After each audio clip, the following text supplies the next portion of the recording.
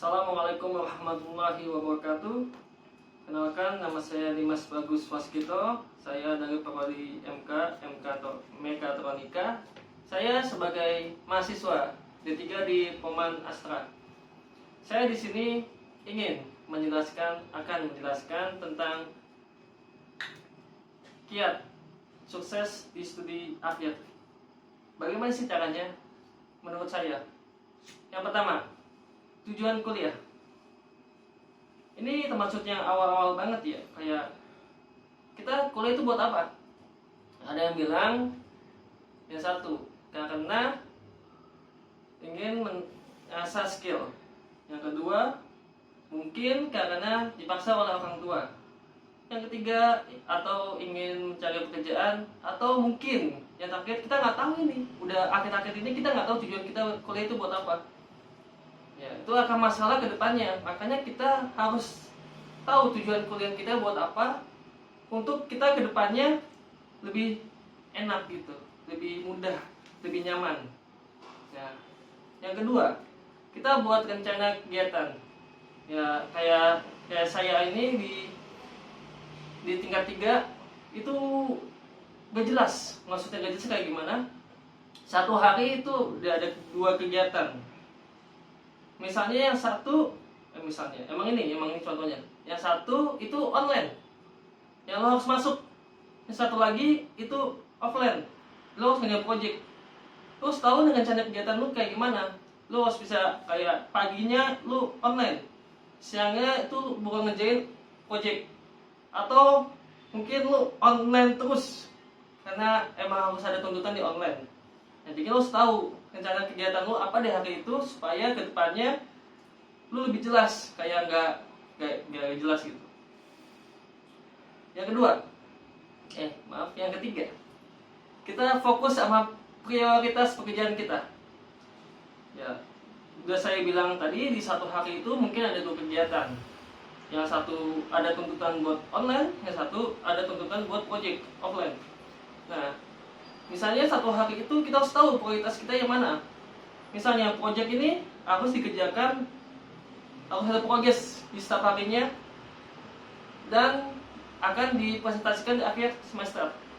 Dan online ini setiap harinya ada tugas, dan mungkin akan dikumpulkan satu hari itu.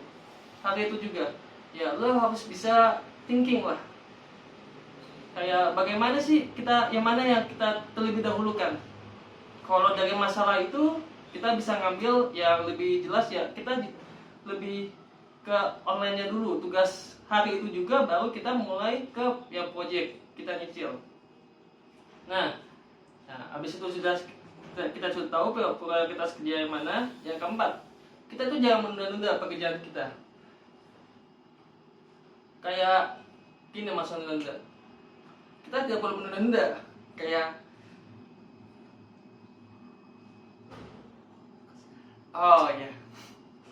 misalnya tugas online ini diberikan hari ini juga.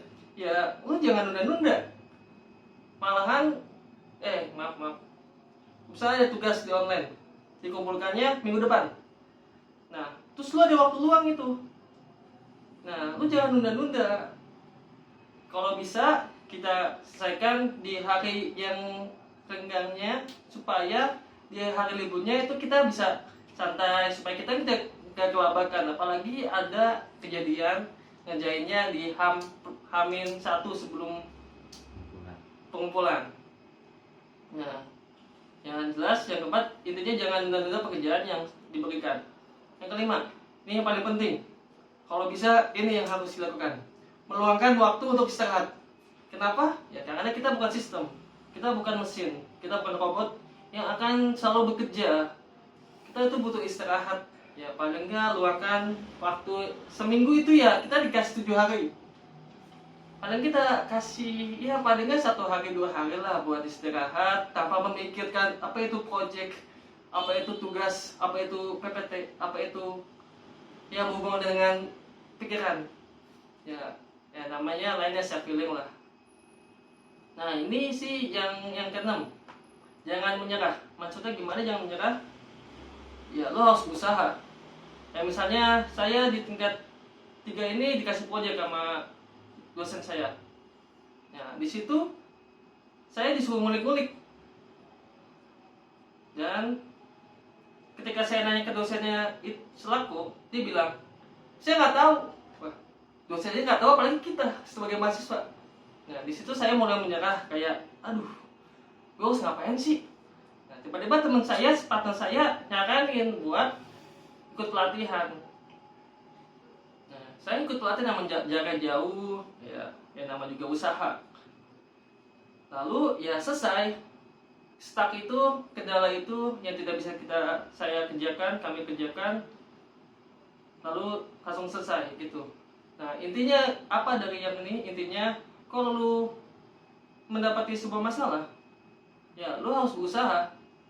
Karena setiap masalah itu pasti ada jalannya buat kita lakukan supaya masalah itu selesai. Masalah itu ya tuntas lah. Kalau kita menyerah, ya masalah itu ya tetap ada.